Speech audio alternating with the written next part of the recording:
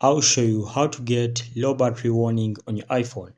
Step number 1, launch Shortcuts app on your iPhone. Step number 2, tap the automation tab at the bottom of the screen and then tap the plus icon at the bottom of the right. And then step number 3 says tap create personal automation. Then step number 4 says scroll down and then choose battery level. As you can see, this is the illustration. You can tap over here in the plus icon.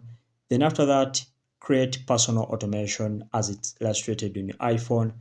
Then over here, battery level.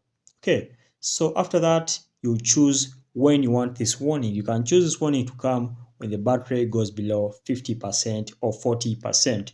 And then you have to add the action type to sleep.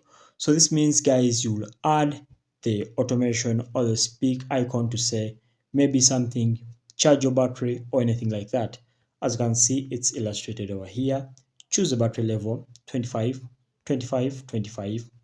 Okay, and then after here, add the action. Okay, then after adding the action, you can choose the speak type, the speak text. Okay, so after doing that, guys, you can go ahead and then save your settings. And then after saving your settings, you'll have turned on that feature.